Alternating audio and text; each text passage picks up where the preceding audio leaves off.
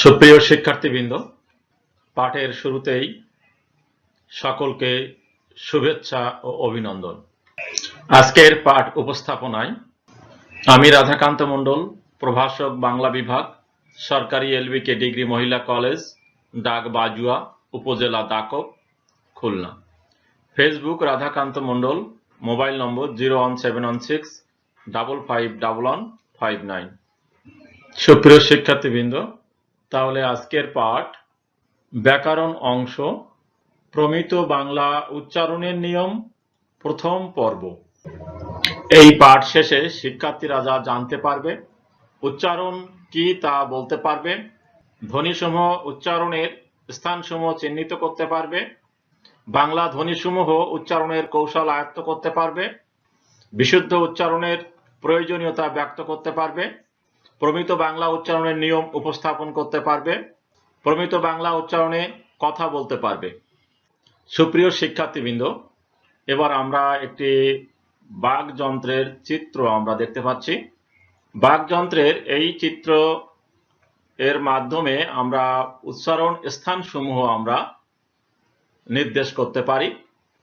প্রথমে আমরা দেখতে পাচ্ছি বাকযন্ত্রের স্থানসমূহের মধ্যে নাসারন্ধ্র। আমরা চিত্রে নাসারন্ধ্র চিহ্নিত করলাম। এরপরে পর্যায়ক্রমে রয়েছে নাসা গহ্বর, এরপরে রয়েছে ওষ্ঠ, এরপরে রয়েছে দন্ত, এরপরে রয়েছে দন্তমূল, এরপরে আমরা দেখতে পাচ্ছি তালু অগ্র, এরপরে আমরা দেখতে পাচ্ছি তালু সর্বোচ্চ মূর্ধা, এরপরের স্থানটি আমরা দেখতে পাচ্ছি তালু পশ্চাৎ, আলজিহ্বা আমরা দেখতে পাচ্ছি, এরপরে আমরা দেখতে পাচ্ছি মুখ ও গহ্বর, এরপরে আমরা দেখতে পাচ্ছি জিহ্বা অগ্র, এরপরে আমরা দেখতে পাচ্ছি জিহ্বা মধ্য, এরপরে আমরা দেখতে পাচ্ছি জিহ্বা প্রান্ত, এরপরে আমরা দেখতে পাচ্ছি জিহ্বা পশ্চাৎ, এরপরে রয়েছে জিহ্বা মূল। তো চিত্রে আমরা দেখতে পাচ্ছি শ্বাসনালী, এরপরে রয়েছে ফুসফুস। আমরা বাকযন্ত্রের এই স্থানসমূহ উচ্চারণের ক্ষেত্রে গুরুত্বপূর্ণ ভূমিকা পালন করে থাকে। আমরা এটি চিহ্নিত চিত্রের মাধ্যমে জানার চেষ্টা করলাম। সুপ্রিয় শিক্ষার্থীবৃন্দ, এবার আমরা উচ্চারণ কি তা জানার চেষ্টা করব। উচ্চারণ একটি বাচনিক প্রক্রিয়া যা মানুষের মুখে উচ্চারিত হয় এবং অপরের কানে তা অর্থবহ হয়ে প্রবেশ করে। প্রত্যেক ভাষার গুরুত্বপূর্ণ একটি উপাদান হচ্ছে উচ্চারণ। উচ্চারণ শব্দটি একটি সংস্কৃত শব্দ। এর প্রত্যয়গত গঠন হচ্ছে উৎ যোগ চারি যোগ অন সমান সমান উচ্চারণ। আর উচ্চারণ শব্দটির আবিধানিক অর্থ হচ্ছে মুখ দ্বারা ধ্বনি সৃষ্টি, বাচন, কথন, ব্যক্তকরণ, প্রকাশকরণ ইত্যাদি। সুতরাং বাকযন্ত্রের সাহায্যে ধ্বনির দ্বারা মনের ভাব প্রকাশ করার রীতিকেই বলা হয় উচ্চারণ। প্রতিটি শব্দ যথাযথ উচ্চারণের জন্য কতগুলো নিয়ম বা সূত্র প্রণয়ন করা হয়েছে। এই নিয়ম বা সূত্রের সমষ্টিকেই বলা হয় উচ্চারণ রীতি। বিভিন্ন ভাষার মতো বাংলা শব্দের উৎপত্তিগত কারণে শব্দের বানান ও উচ্চারণ অনেক ক্ষেত্রে এক নাও হতে পারে। যেমন আমরা দেখতে পাচ্ছি ইংরেজি শব্দের নলেজ বানানটি এখানে একরকম, আবার যখন আমরা এটিকে উচ্চারণ করছি তখন উচ্চারণগত দিক এবং বানানগত দিক এর মধ্যে পার্থক্য রয়েছে নলেজ। তেমনিভাবে বাংলায় আমরা দেখতে পাচ্ছি সহ্য, এখানে উচ্চারণটি হবে সহ্য। জিহ্বা, এখানে আছে জিহ্বা, এখন বানানটি আমরা এভাবে লিখব, কিন্তু যখন উচ্চারণ করব তখন আমরা বলবো জিহ্বা।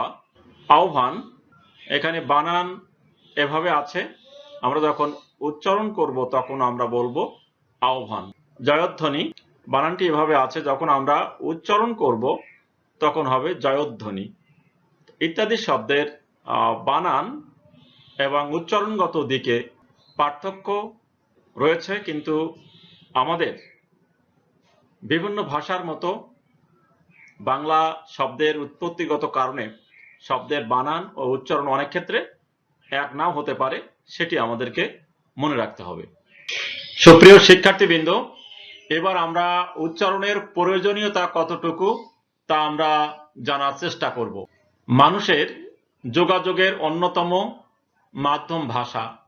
ভাষার শুদ্ধ উচ্চারণ ও সুন্দর ব্যবহার কেবল ভাষার সম্মানই বয়ে আনে না, সেই সঙ্গে ব্যবহারকারীর জীবন প্রতিষ্ঠায় একটি বড় অনুষঙ্গ হিসেবে কাজ করে। ভাষার প্রধান উপকরণ হচ্ছে শব্দ। শব্দের সঠিক উচ্চারণই মানুষের মনোভাব প্রকাশের ক্ষেত্রে সহায়ক ভূমিকা পালন করে থাকে। তাই উচ্চারণের শুদ্ধতা রক্ষিত না হলে ভাষার মূল উদ্দেশ্য ব্যর্থ হয়। শুদ্ধ বা প্রমিত উচ্চারণ একদিকে যেমন ঠিকভাবে মনোভাব প্রকাশের সহায়ক, তেমনি অর্থ বিভ্রান্তি ও বিকৃতি ঘটার সম্ভাবনা থেকেও মুক্ত রাখে। ভৌগোলিক সীমারেখার তারতম্যের কারণে উচ্চারণ বিভিন্নতা ঘটা স্বাভাবিক। এজন্য বিভিন্ন অঞ্চলের মানুষের বোধগম্যতার জন্য সর্বজন স্বীকৃত প্রমিত উচ্চারণের মাধ্যমে প্রতিটি ভাষা চর্চা হওয়া উচিত। আধুনিক কালে সংবাদ পাঠ, অনুষ্ঠান উপস্থাপনা, সঙ্গীত, কবিতা আবৃত্তি, নাট্যকলা প্রভৃতি ক্ষেত্রে উচ্চারণের দিকটি ক্রমেই অধিকতর গুরুত্ব পাচ্ছে। প্রমিত উচ্চারণ একদিকে যেমন সঠিকভাবে মনোভাব প্রকাশের সহায়ক, তেমনি শব্দের অর্থ বিভ্রান্তি ও বিকৃতি ঘটার সম্ভাবনা থেকেও মুক্ত রাখে। তাই ভাষার ক্ষেত্রে বিশুদ্ধ বা প্রমিত উচ্চারণের প্রয়োজনীয়তা অপরিসীম। এবার আমরা উচ্চারণের কিছু প্রাথমিক কৌশল আমরা রপ্ত করব। প্রথমে আমরা দেখতে পাচ্ছি ক্ষীয়। ক্ষীয় শব্দের প্রথমে বসলে খ হবে, যেমন ক্ষমা, এখানে আমরা দেখতে পাচ্ছি খ হয়েছে। শব্দের মধ্যে ক্ষীয় বসলে ক হস খ হবে, যেমন শিক্ষক, এখানে ক্ষীয় মধ্যে ছিল এজন্য হয়েছে শিক্ষক। ক যোগ কয় হস যোগ খ হয়েছে। এখানে এস দন্তস্ব মতো উচ্চারণ হবে, যেমন স্রোত, স্রোত, এখানে দন্তস্ব রক্ষিত হয়েছে। এস এইচ, এস এইচ হলে দন্তস্ব হবে, যেমন শ্রম, শ্রম, দন্তস্বয় রফলা ওকার ময় হস হবে। গয় বয়, গ যোগ ব হবে, যেমন ঋগ্বেদ, ঋগ, এখানে গয় হস এবং ব রক্ষিত হয়েছে। এবার ধয় জফলা, ধয় জফলা থাকলে দয় হস ধ হবে, যেমন আমরা উদাহরণ দেখি অর্ধক্ষ, এখানে আমরা দেখতে পাচ্ছি ও দয় হস ধয়কার কয় হস ক্ষয়কার। তয় জফলা, তয় জফলা থাকলে ত হস ত হবে, যেমন সত্য। আমরা দেখতে পাচ্ছি তালবস্যয় ওকার ত তয় জফলা। তারপরে তালবস্যয় রফলা, তালবস্যয় লফলা, তালবস্যয় রি, এই যুক্ত বর্ণ হলে সবসময় দন্তস্ব হবে, যেমন প্রশ্ন, পয় রফলা আছে এই জন্য দন্তস্ব হয়েছে। শ্রাবণ অনুরূপভাবে দন্তস্ব হয়েছে। শৃগাল তালবস্যয় রি আছে এই জন্য দন্তস্বয় রি গয়কার ল হয়েছে। অশ্লীল অনুরূপ নিয়মে এখানে তালবস্যয় লফলা ছিল এই জন্য অ দন্তস্বয় হস তালবস্যয় দন্তস্বয় লফলা রস্যি লয় হস হয়েছে। আবার বর্গের জয় ইয়, এখানে বর্গের জয় ইয়, এখানে প্রথমে থাকলে গয় জফলা, গয় চন্দ্রবিন্দু জফলা আকার হবে, যেমন জ্ঞান, এখানে গয় চন্দ্রবিন্দু জফলা আকার হয়েছে। মধ্যে থাকলে গয় হস গয় চন্দ্রবিন্দু জফলা আকার হবে, যেমন বিজ্ঞান মধ্যে আছে, এজন্য আমরা এভাবে উচ্চারণ লিখব। শেষে যদি থাকে বর্গের জয় তাহলে কি হবে? অজ্ঞ, আমরা গয় হস গয় চন্দ্রবিন্দুর ওকার দিয়ে আমরা লিখব। মধ্যাহ্ন থাকলে দন্তান্ন হবে, যেমন পরিমাণ, এখানে মধ্যাহ্ন আছে, পরিমাণ আমরা শেষে এখানে দন্তান্ন লিখলাম। আর দীর্ঘই দীর্ঘই দীর্ঘ থাকলে তা হবে রস্বই রস্বই হবে, যেমন ঈশান হবে, এখানে দীর্ঘই আছে, হবে রস্বই আছে, রস্বই হবে। উষা দীর্ঘ আছে, হবে রস্বউ দন্তস্বয় আকার। আবার আমরা দেখতে পাচ্ছি অন্তর্জ, অন্তর্জ বর্গের জয় হিসেবে লিখতে হবে। যখন, যখন আমরা লিখব বর্গের জ ক্ষয়কার দন্তান্ন হর, যখন। হয় জফলা থাকলে হবে বর্গের জয় হস ঝয়কার, যেমন উজ্জ, উজ্জ আমরা এই নিয়মে এভাবে আমরা লিখব। রি থাকলে রয় রস্বীকার হবে, যেমন ঋণ, রয়, এখানে ঋণ রয় রস্বীকার দন্তান্নয় হর্ষ হয়েছে। ঋতু, এই নিয়মেই আমরা রয় রস্যি লিখেছি।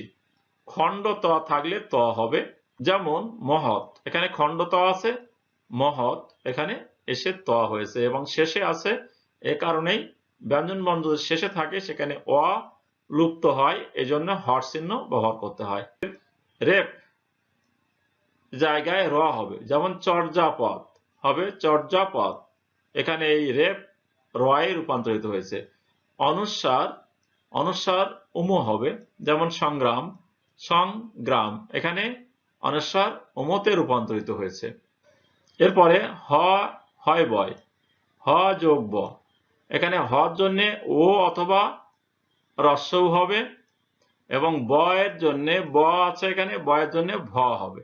তাহলে আমরা জিহ্বা, জিহ্বা এখানে আমরা লিখব বর্গের জয় রস্যি রস্ব ভয়াকার, এখানে রস্ব হয়েছে হর জন্য আর বর জন্য ভয়াকার হয়েছে। আহ্বান, এখানেও এই হয়ের জন্য ও হয়েছে এবং এই বয়ের জন্য এখানে এই ভ হয়েছে। এভাবে আহ্বান শব্দটির উচ্চারণ আমরা লিখেছি।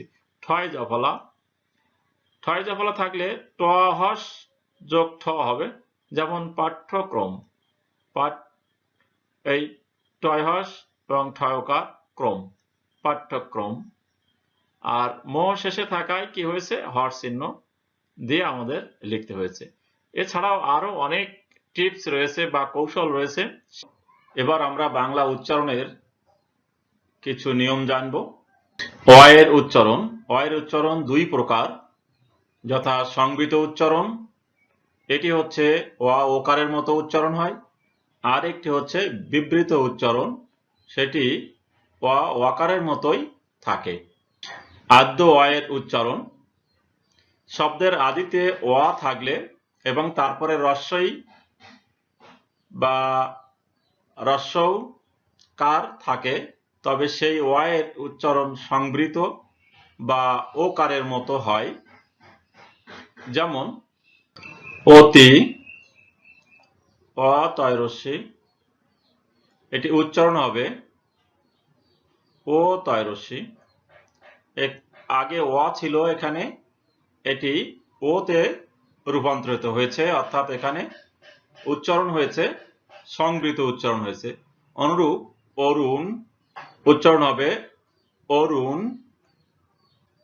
অনুরূপ অনুকূল হবে অনুকূল, ওতে রূপান্তরিত হয়েছে। আর দোয়া অনু হবে অনু, অভিধান হবে অভিধান, সংবৃত উচ্চারণে ওকারের মতো হয়েছে।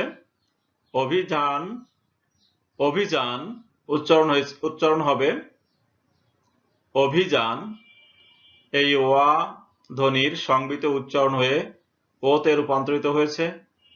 কবি, কর সাথে আমরা জানি যে একটি ওয়া আছে, কারণ ব্যঞ্জন বর্ণ স্বরধ্বনি ছাড়া চলতে পারে না, তাহলে এখানে ওয়া আছে। এই ওয়া ওতে যখন রূপান্তরিত হয়েছে তখন কয় ওকার হয়েছে, তখন কবি হয়েছে তাহলে এখানে আদ্য অ এর উচ্চারণ ও কারে রূপান্তরিত হয়েছে। এবার এখানের পরের নিয়মটি আমরা লক্ষ্য করি। শব্দের আদ্য অ এর পরে জফলা যুক্ত ব্যঞ্জনবর্ণ থাকলে সেই অ এর উচ্চারণ প্রায়শ ও কারের মতো হয়। যেমন আমরা দেখতে পাচ্ছি গদ্য, গর সাথে অ আছে, তাহলে এখানে কি হয়েছে, আদ্য অ ও কারে রূপান্তরিত হয়েছে এবং হয়েছে গদ্য।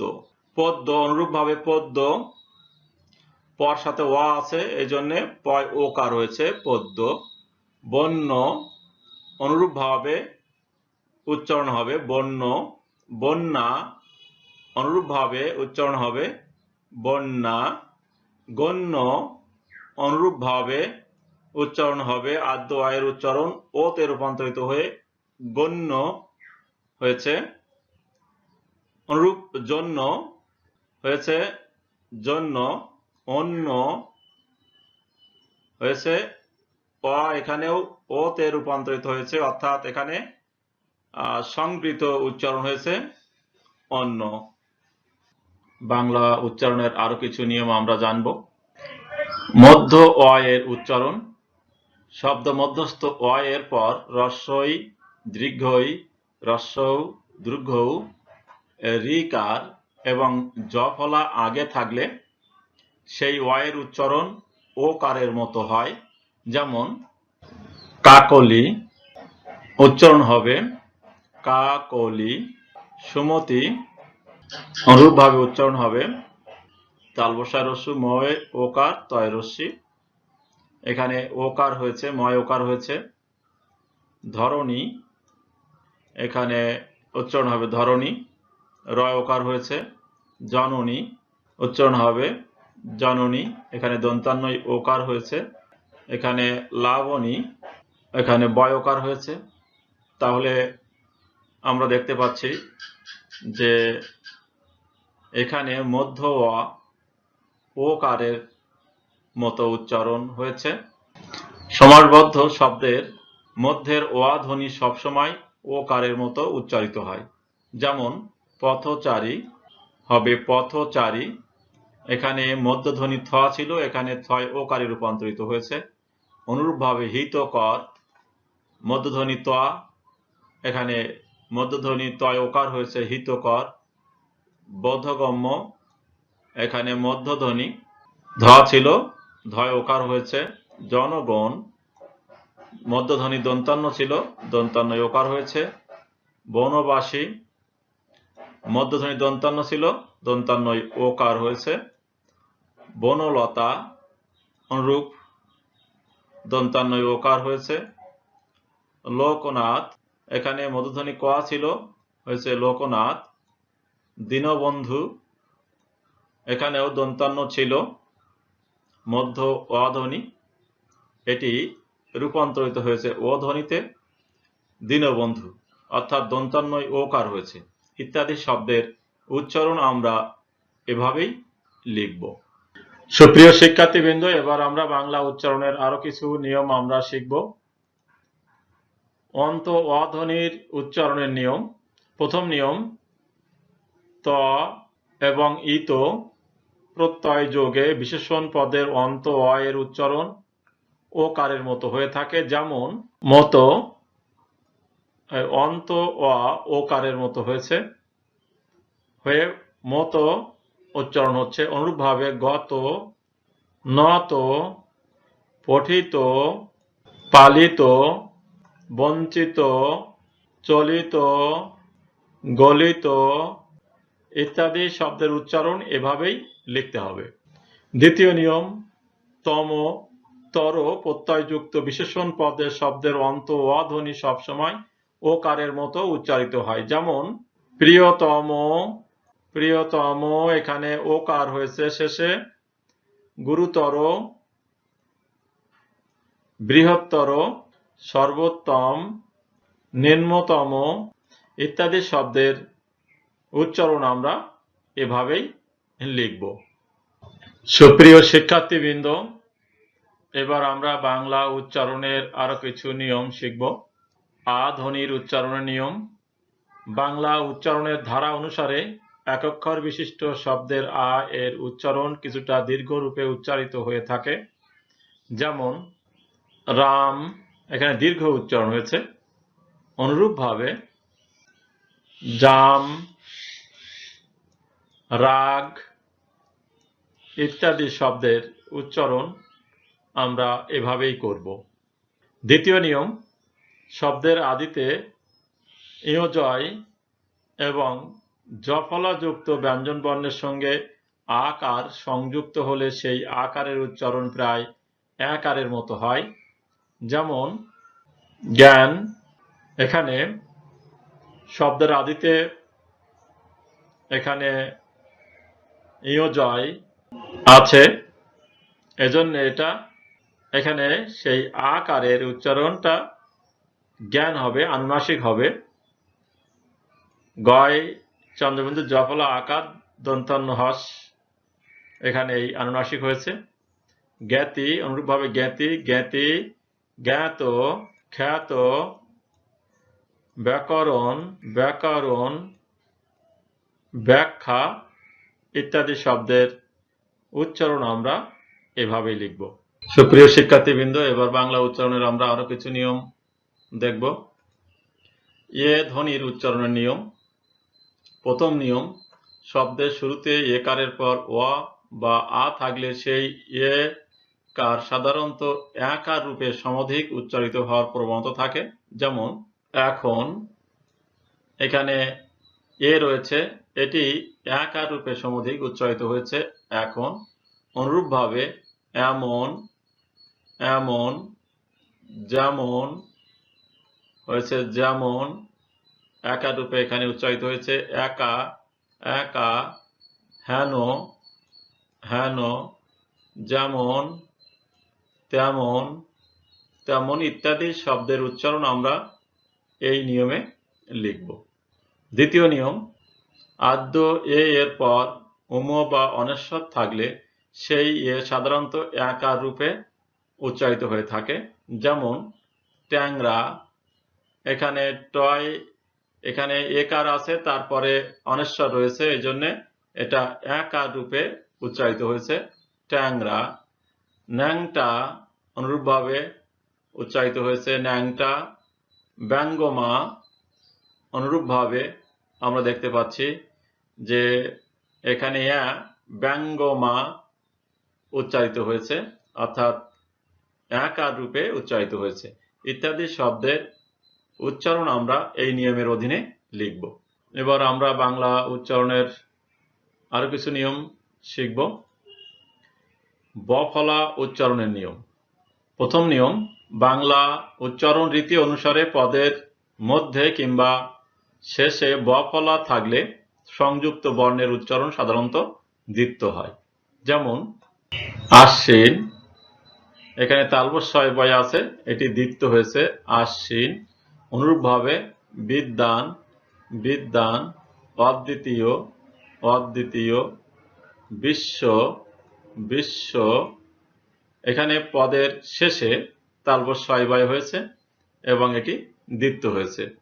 ঈশ্বর, এটা পদের মধ্যে তালবস্য বয় হয়েছে এবং এটাও দ্বিত্ব হয়েছে। ইত্যাদি শব্দের উচ্চারণ আমরা এই নিয়মের অধীনে লিখব। দ্বিতীয় নিয়ম, সন্ধি ও সমাসবদ্ধ পদের বফলা অবিকৃতভাবে উচ্চারিত হয়। যেমন উদ্বোধন, এখানে অবিকৃতভাবে উচ্চারিত হয়েছে। রস্যউ দ, দ আছে, আবার ব এর পরে রয়েছে, তাহলে এখানে দাঁড়াচ্ছে উদ রস্যউ দয় হস বয়কার ধরকার দন্তান্ন। তাহলে এখানে দয় বয় এটি অবিকৃতভাবে এখানে উচ্চারিত হয়েছে। অনুরূপভাবে উদ্বেগ, উদ্বেগ, ভবিষ্যৎবাণী, ভবিষ্যৎবাণী, দিগ্বিজয়, দিগ্বিজয় ইত্যাদি শব্দের উচ্চারণ আমরা এই নিয়মের অধীনে লিখব। এবার আমরা বাংলা উচ্চারণের আরো কিছু নিয়ম দেখব। বাংলা ব্যঞ্জনে ম ফলার উচ্চারণ। প্রথম নিয়ম, আদ্য ম ফলা অনুচ্চারিত থাকে এবং ম ফলা যুক্ত ব্যঞ্জনের স্বরধ্বনিটি সামান্য নাসিক্য প্রভাবিত হয়ে ওঠে। যেমন স্মরণ, এখানে দন্তস্বয় ম ফলা ছিল, এজন্য এখানে নাসিক্য প্রভাবিত হয়ে চন্দ্রবিন্দু হয়েছে তালবস্যার ওপরে। অনুরূপভাবে স্মারক, নাসিক্য প্রভাবিত হয়েছে। স্মৃতি, নাসিক্য প্রভাবিত হয়েছে। স্মৃতি। শ্মশান, এখানে তালবস্যায় ম ফলা ছিল, সেটি নাসিক্য হয়েছে শ্মশান, ইত্যাদি শব্দের উচ্চারণ আমরা এভাবেই লিখব। দ্বিতীয় নিয়ম, পদের মধ্যে বা অন্তে ম ফলা অনুচ্চারিত থাকে এবং ম ফলা যুক্ত ব্যঞ্জনকে দ্বিত্ব উচ্চারণ করে। তবে এক্ষেত্রে ম যেহেতু নাসিক্য ধ্বনি, সেজন্য দ্বিত্ব উচ্চারিত শেষ ধ্বনিটি সাধারণত সামান্য নাসিক্য প্রভাবিত হয়। যেমন বিস্ময়, এখানে দন্তস্বয় ময় আছে, কিন্তু এটি নাসিক্য প্রভাবিত হয়ে তখন কি হয়েছে, তখন বিস্ময় দ্বিত্ব হয়ে এখানে নাসিক্য প্রভাবিত হয়ে চন্দ্রবিন্দু হয়েছে। আমরা দেখতে পাচ্ছি বয়রস্যি তালবস্যায় হস, তালবস্যায় চন্দ্রবিন্দু অন্তস্থ। এখানে এই তালবস্যায় চন্দ্রবিন্দু হওয়ার ফলে এখানে নাসিক্য প্রভাবিত হয়েছে। অনুরূপভাবে গ্রীষ্ম, ভর্ষ, রশ্মি, পদ্ম, ছদ্ম ইত্যাদি শব্দের ক্ষেত্রে আমরা দেখতে পাচ্ছি যে পদের মধ্যে বা অন্তে ম ফলা অনুচ্চারিত থাকে এবং ম ফলাযুক্ত ব্যঞ্জনকে দ্বিত্ব উচ্চারণ করেছে এবং সেটি নাসিক্য প্রভাবিত হয়েছে। বাংলা ব্যঞ্জনে জ ফলায়ের উচ্চারণ। প্রথম নিয়ম, পদের আদ্য জ ফলার পর যদি রস্যিকার কিংবা দীর্ঘিকার থাকলে জ ফলাযুক্ত ব্যঞ্জন একার না হয়ে একারান্ত রূপে উচ্চারিত হয়। যেমন ব্যক্তি, এখানে একার না হয়ে একারে রূপ নিয়েছে, আমরা দেখতে পাচ্ছি ব্যক্তি, বয়কার হয়েছে। অনুরূপভাবে ব্যতীত, ব্যক্তিত্ব,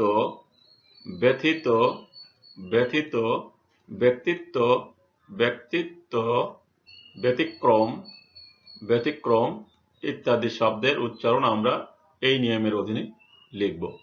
এবার দ্বিতীয় নিয়ম, পদের মধ্যে কিংবা অন্তেয় বর্ণে জ ফলা সংযুক্ত হলে সে বর্ণটির উচ্চারণ দ্বিত্ব হয়। যেমন অদ্য, এখানে পদের মধ্যে কিংবা অন্তে যদি জ ফলা থাকে তাহলে সেই বর্ণটির উচ্চারণ দ্বিত্ব হয়। আমরা দেখতে পাচ্ছি এখানে দয় জ ফলা আছে অন্তে, তাহলে অদ্য, এখানে দ দ্বিত্ব হয়েছে। অনুরূপভাবে অধ্যক্ষ, এখানে মধ্যে আছে, এজন্য কি হয়েছে, জ ফলা মধ্যে আছে, এই জন্য এখানেও দ্বিত্ব হয়েছে। অনুরূপভাবে কল্যাণ, পদ্য, গদ্য, মধ্য, সত্য, এখানে জ ফলা শেষে আছে, এই জন্য এখানে শেষে ত, হস্ত এখানে যুক্ত হয়েছে এবং যুক্ত হয়ে দ্বিত্ব হয়েছে। সর্বশেষে শস্য ইত্যাদি শব্দের উচ্চারণ আমরা এই নিয়মের অধীনে লিখব। এবার আমরা বাংলা উচ্চারণের আরো কিছু নিয়ম শিখব। বাংলা ব্যঞ্জনে র ফলা এর উচ্চারণ। প্রথম নিয়ম, শব্দের আদ্য র ফলা সংযুক্ত ব্যঞ্জন বর্ণের উচ্চারণ ও কারন্ত হয়ে থাকে, সে বর্ণের দ্বিত্ব উচ্চারণ হয় না। যেমন ক্রম, এখানে দ্বিত্ব উচ্চারণ হয়নি। অনুরূপভাবে ব্রত, গ্রহণ, প্রকাশ, প্রথম, প্রভাত, প্রণাম ইত্যাদি শব্দের উচ্চারণ আমরা এভাবেই লিখব। দ্বিতীয় নিয়ম, পদের মধ্যে কিংবা অন্ত র ফলা যদি ব্যঞ্জন বর্ণের সঙ্গে সংযুক্ত হয় তবে সে বর্ণটিও দ্বিত্ব উচ্চারণ হয়ে থাকে, যেমন ছাত্র, এখানে তয় রফলা আছে, অন্ত রফলা, এই জন্যে ছাত্র এখানে দ্বিত্ব হয়েছে, রাত্রি এখানে দ্বিত্ব হয়েছে, তীব্র এখানেও দ্বিত্ব হয়েছে, বজ্র এখানেও দ্বিত্ব হয়েছে। অনুরূপভাবে বিদ্রোহ, বিদ্রোহ, নম্র, ধরিত্রী ইত্যাদি শব্দের উচ্চারণ আমরা এই নিয়মের অধীনে লিখব। সুপ্রিয় শিক্ষার্থীবৃন্দ, এবার আমরা আরো কিছু বাংলা উচ্চারণের নিয়ম শিখব। বাংলা ব্যঞ্জনে ল ফলা এর উচ্চারণ। প্রথম নিয়ম, পদের আদিতে ল ফলা সংযুক্ত ব্যঞ্জন বর্ণের উচ্চারণ প্রায়শ অবিকৃত থাকে।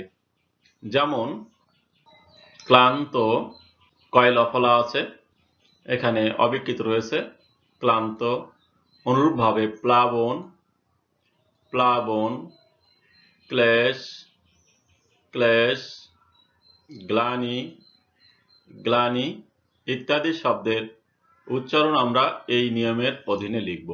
দ্বিতীয় নিয়ম, পদের মধ্যে কিংবা শেষে ল ফলা ব্যঞ্জনকে দ্বিত্ব উচ্চারণ করে থাকে। যেমন অক্লান্ত, এখানে কয় ল ফলা আছে, এখানে দ্বিত্ব উচ্চারণ হয়েছে, অ, কয় হস, কয় ল ফলা আকার, দন্ত নয় তয়।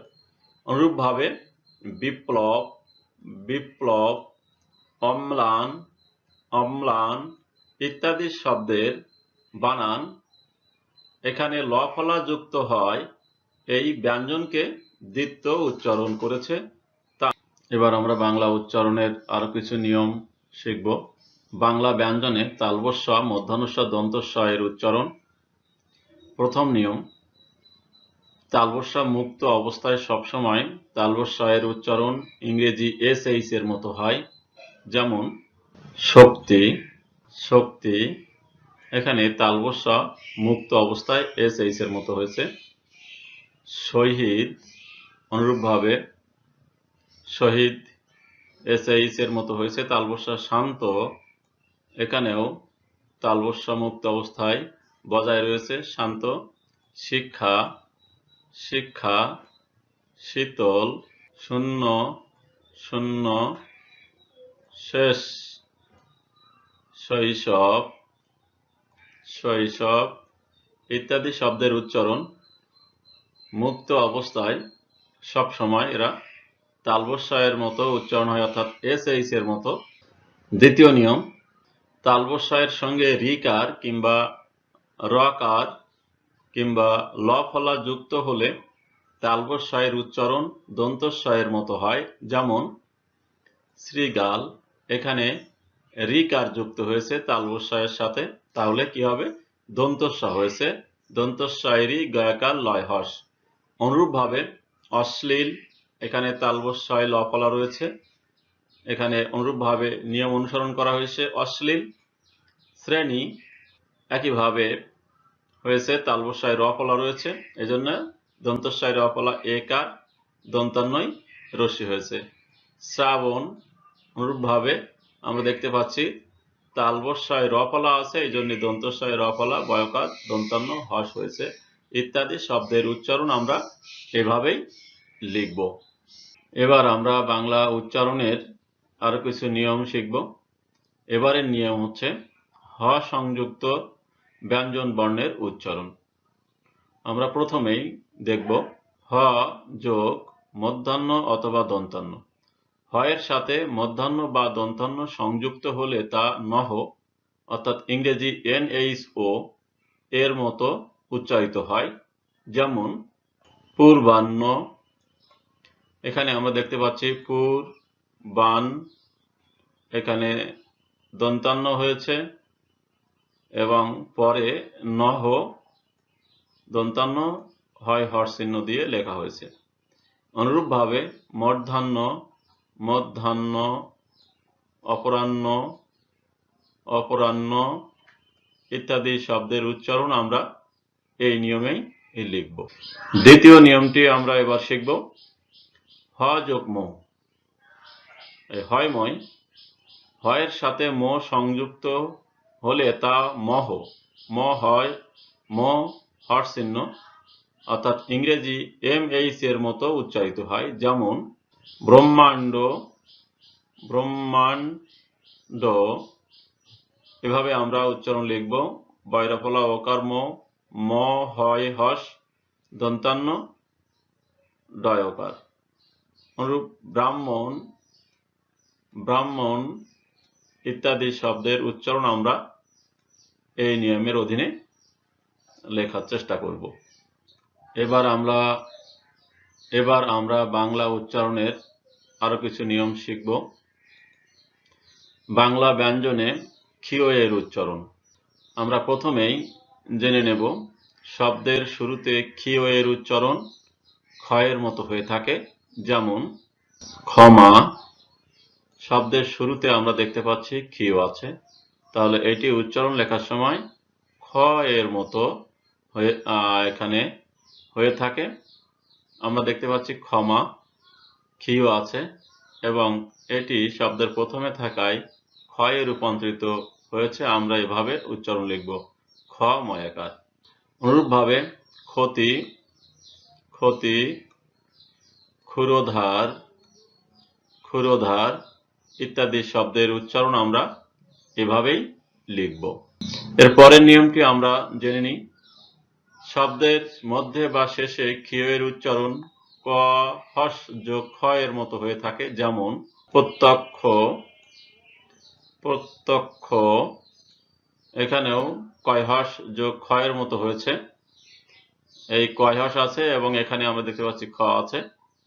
পরীক্ষা, অনুরূপভাবে পরীক্ষা, লক্ষণ, লক্ষণ, অধ্যক্ষ শব্দের শেষে এখানে ক্ষীয় আছে, এজন্য এটা হয়েছে অধ্যক্ষ। এই ক হস যোগ খকার এখানে আমরা দেখতে পাচ্ছি। সাক্ষী শব্দের শেষে এখানে ক্ষীয় আছে, সাক্ষী, এই কয় হস যোগ খ রয়েছে। তো ইত্যাদি শব্দের উচ্চারণ আমরা এভাবেই লিখব। বাংলা ব্যঞ্জনে বিসর্গ এর উচ্চারণ। বিসর্গ এর পরে খ থাকলে ক হর্ষ যোগ খ উচ্চারিত হয়। যেমন দুঃখ,